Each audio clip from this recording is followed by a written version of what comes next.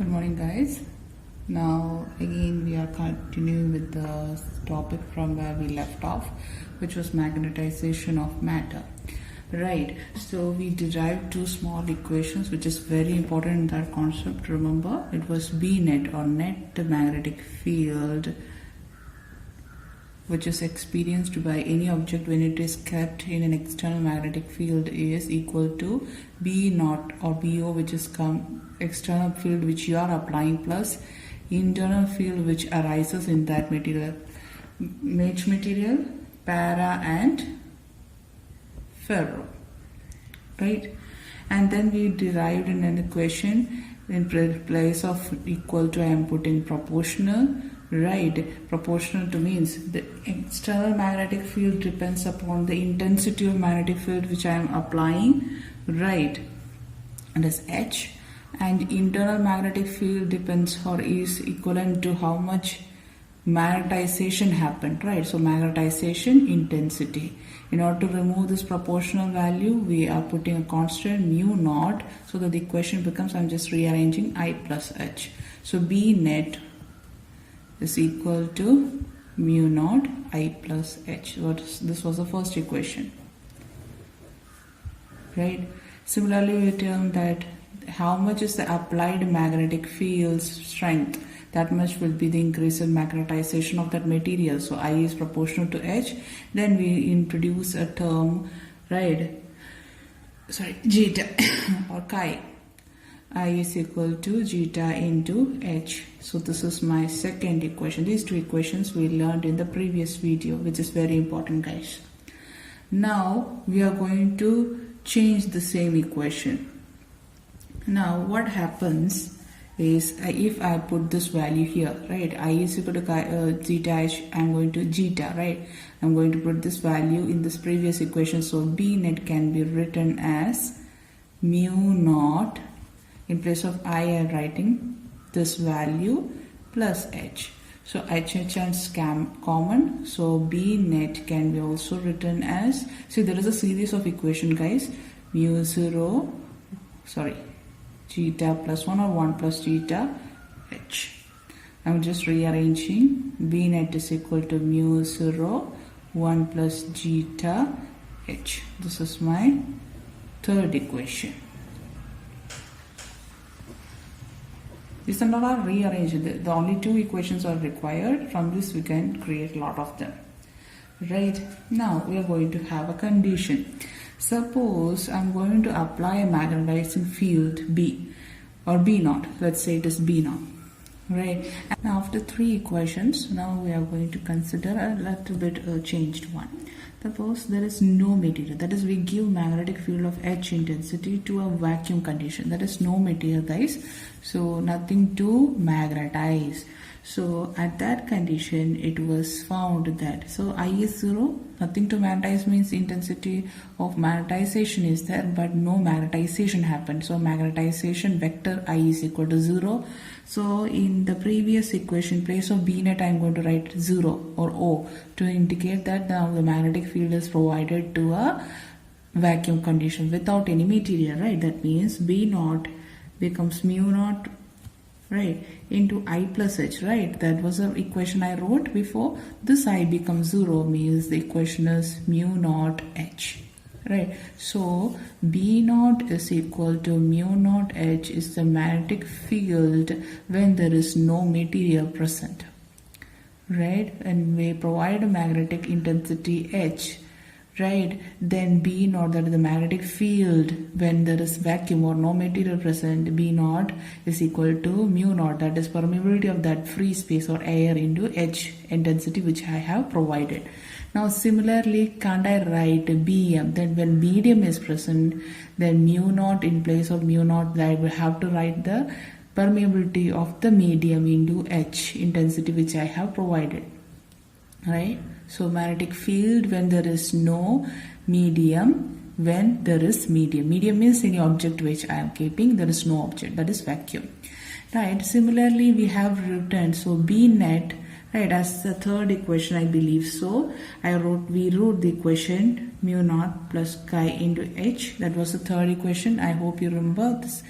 Right, now we are going to compare these two equations. Which one? This one and this one. Why? This is a magnetic field when there is medium present. This is also when, see, an object was placed, right? And then only we derive this equation. So B net and BM is same. So I can compare these two equations and find that H and H is same.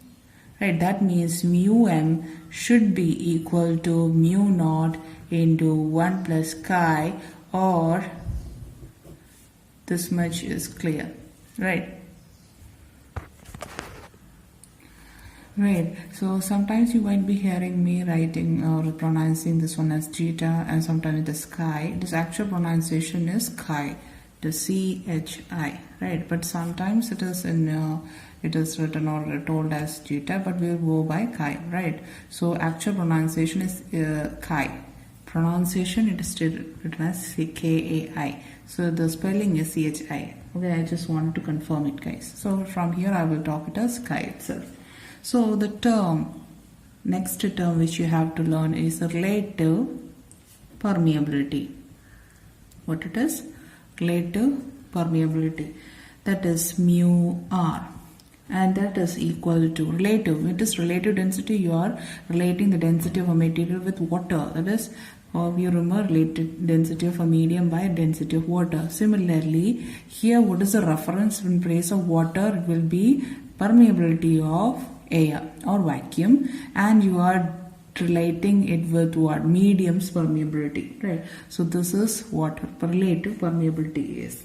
So I hope you remember the previous two equations we had, like this two one. I'm not going to write it again, guys. So what will be Bm by Bo or B naught?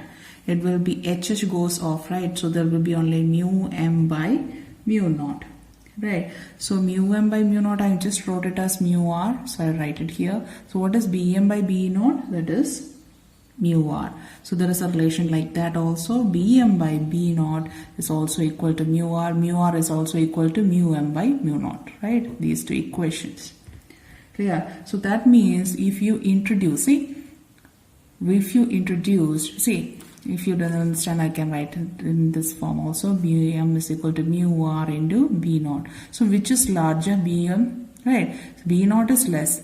Less means suppose B naught is 2 Tesla. And mu r, relative permeability, if it is 2. So 2 into 2 becomes 4. So medium's magnetic field increases. So whenever you introduce a material, the magnetic field always increases. Right, that is what we are going to infer here. But it is opposite in the case of electric field. Remember, whenever you introduce a medium, the electric field decreases. Right. Now, mu r, we are going to find, or we are going to write mu r in terms of chi, or finding a relationship between relative permeability and what? Chi, or susceptibility.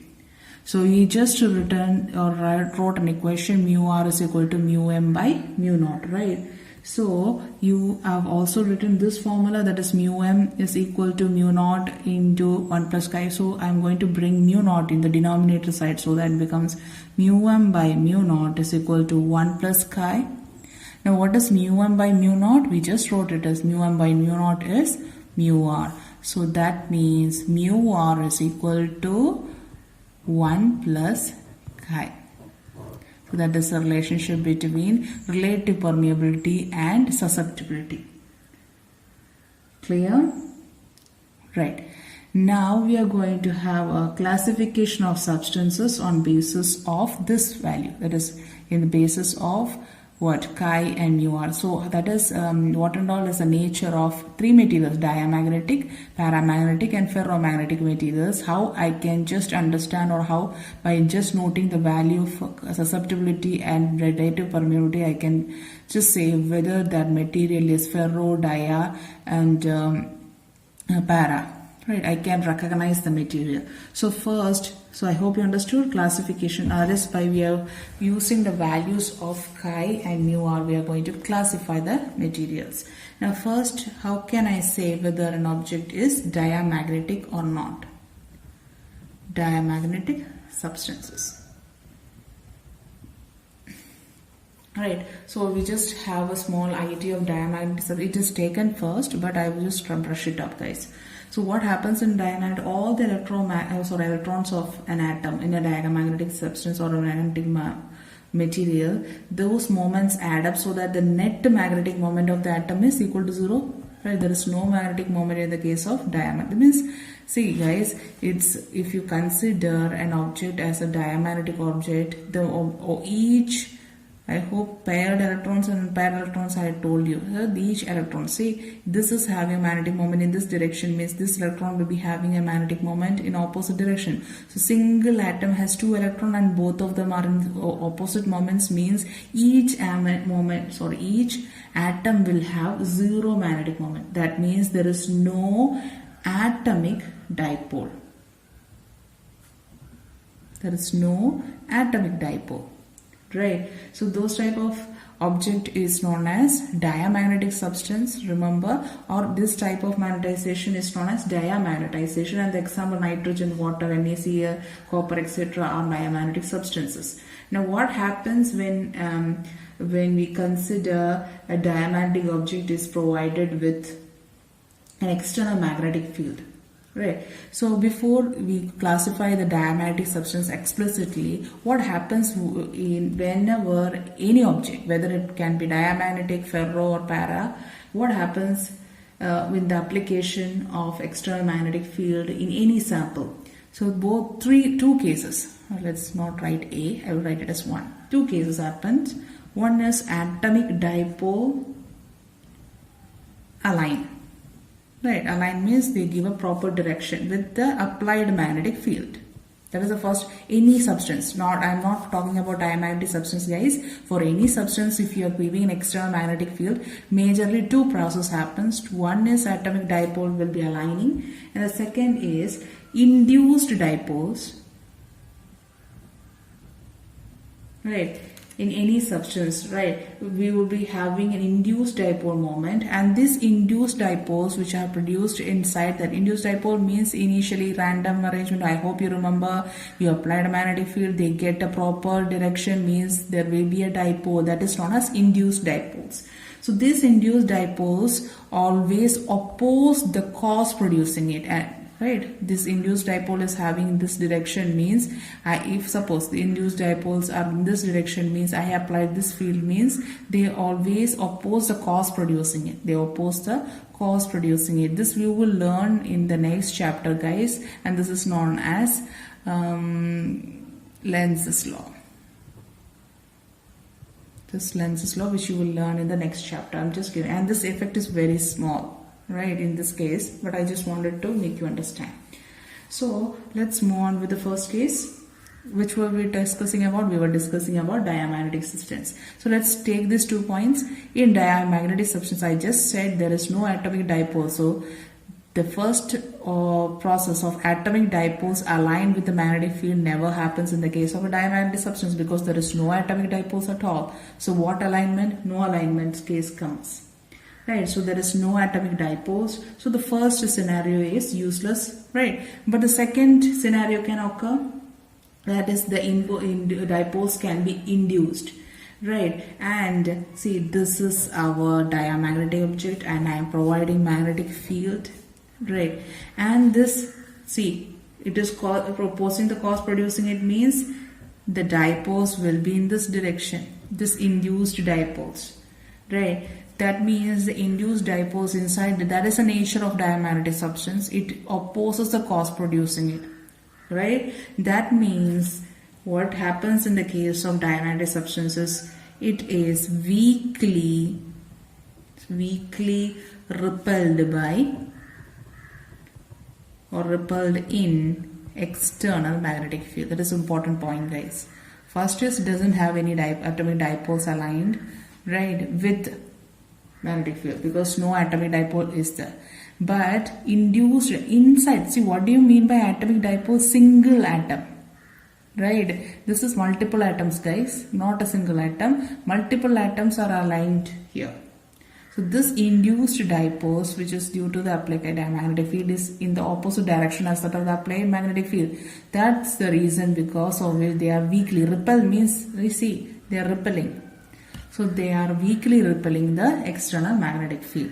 Now the next point which you have to discuss is, we are talking about the values of chi and remember mu r, relative permeability. So let's talk about chi. So we discussed I, intensity of magnetization, is proportional to the applied magnetic intensity. So I just told this magnetization is opposing the applied magnetic field. So if H is positive, then I will be negative, right? So if I has to be negative, we just told H is positive. Obviously, I'm just taking, right? If H is positive and I has to be in opposite direction, means if H positive, then I should be negative. So if H value is positive, then to make I negative, which term should be negative? Chi. So chi's value is negative, right? This much clear. Now magnetization is very small, we just told, right? There is no induced dipoles, itself will be in very less amount. So I term should be very less and H cannot be controlled. So which value will be less so that I becomes less? Chi's value will be less.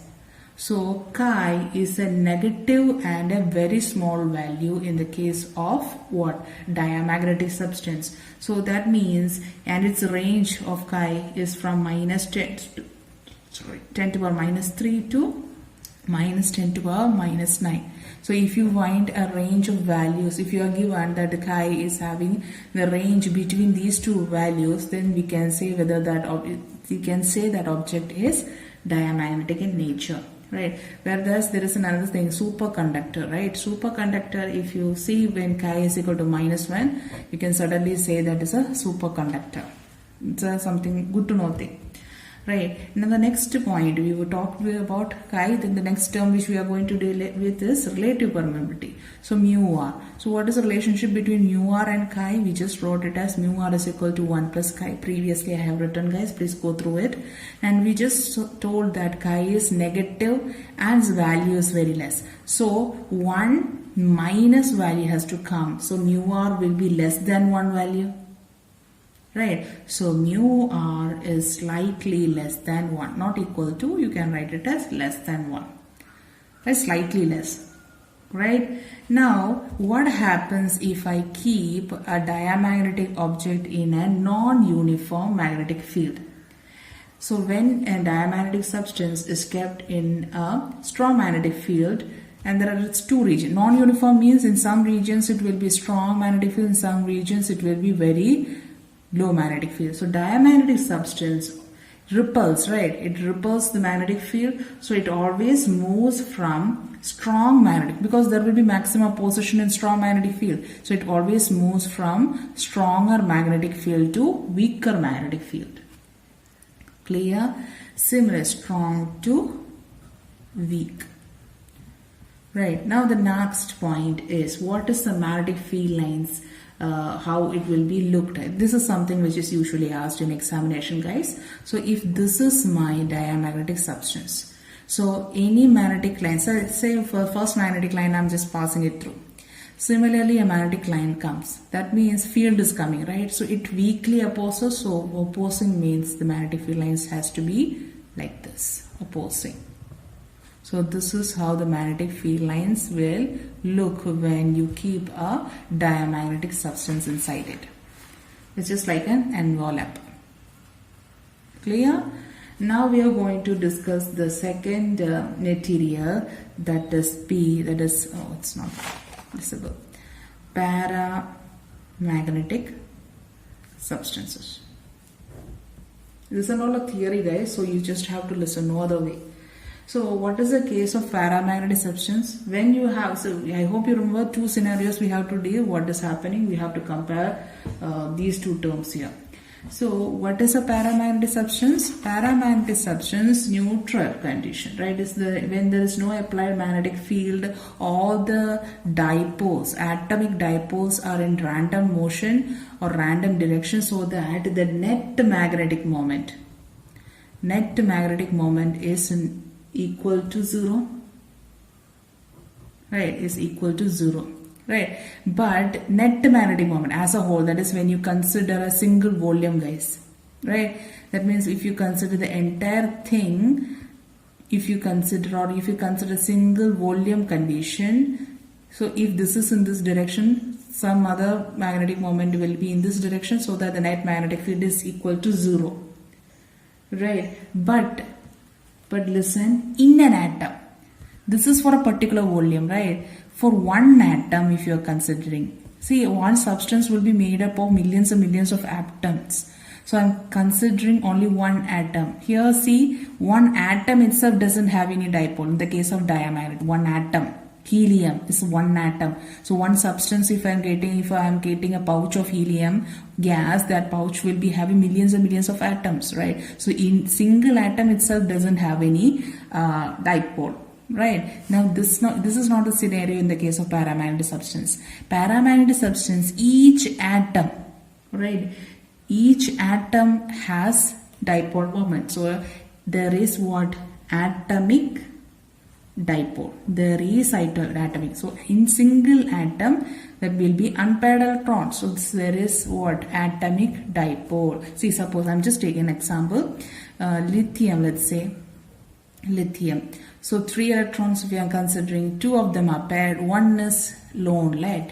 So one lithium atom will be having one magnetic, I'm just telling an example. So 1 is free, right? These 2 cancels out magnetic moment. So one atom of lithium is having one dipole moment. Similarly, if I consider collection of lithium, there will be a lot of dipole moments, right? So atomic dipole exists in the case of paramagnetic. Now similarly, if I am considering lithiums or any other atoms which is a paramagnetic in nature collection, so there will be a lot of atoms, and each at this atom had one dipole moment, and this is in this direction. The other atom is having a dipole moment in this direction, so that when I consider this volume, the net magnetic moment will be equal to 0. See, net magnetic moment in this volume is equal to 0, but atomic dipole exists. I hope you understood.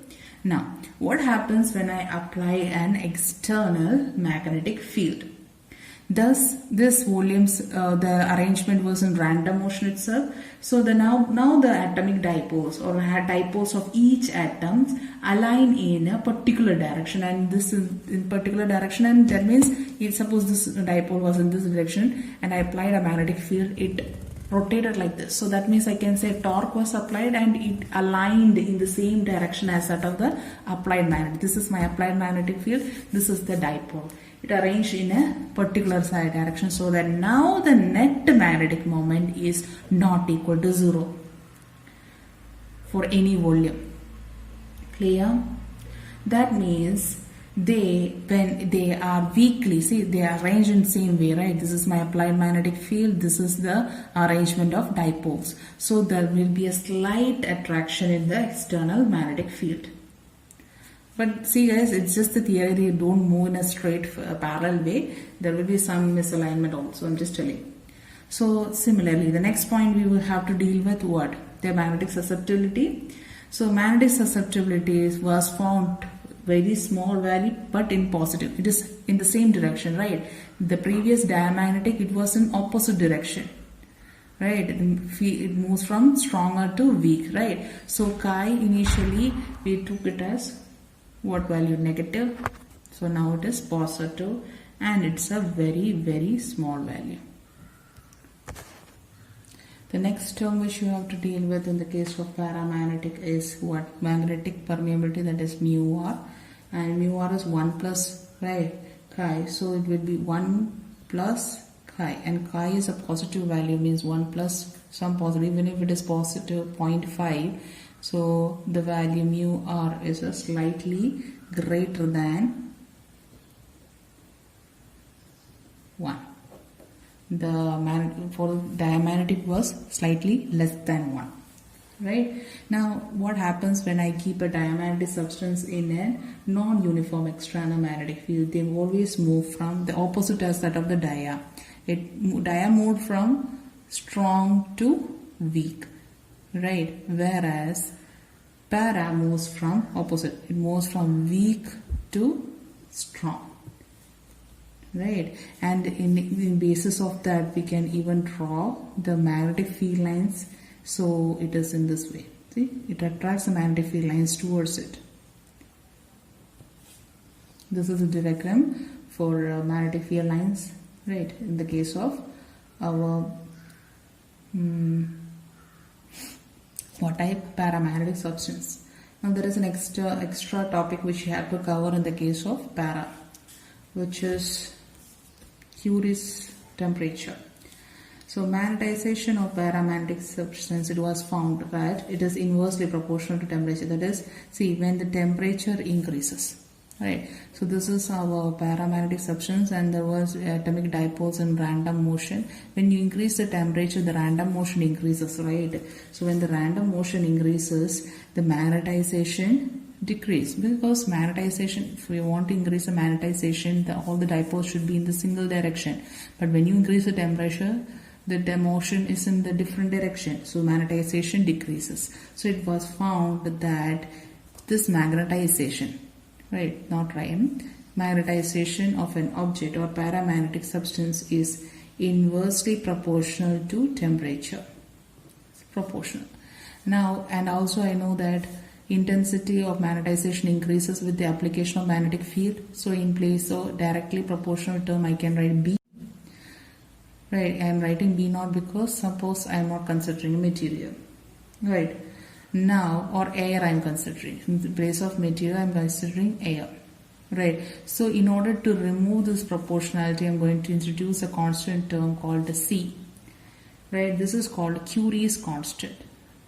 So this equation is known as Curie's proportionality between intensity of magnetization, applied magnetic field, and temperature.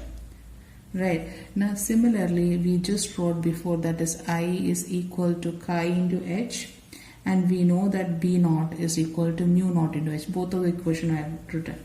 So what we are going to do, in place of I am going to write this value, and in place of B naught I am going to write this value. So I, it becomes chi into H is equal to C into mu into H whole divided by T.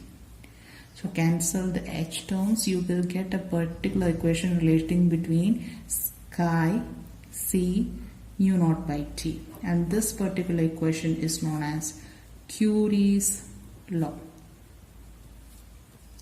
right? And usually this temperature is in Kelvin. So see, when the temperature increases, chi decreases. That is, when chi decreases means susceptibility decreases. The susceptibility decreases means the material is less susceptible to magnetization. When temperature decreases, susceptibility increases. When the temperature decreases, the material is susceptible to magnetization. Right. Now there is some limitation in the case of Curie's law. So what happens is, we told that temperature when decreases, magnetization increase. Right. Suppose by lowering our temperature, there is 100% alignment is completed. 100 type alignment of our dipoles. So that means now it is completely magnetized, right? So that means I can say now this material is in saturation level, right? So after the saturation level is reached by a particular material, it is completely true magnet. Even if we further decrease the temperature, it is not going to get magnetized further, right? So that is, there I can say Curie's law is invalid. Right?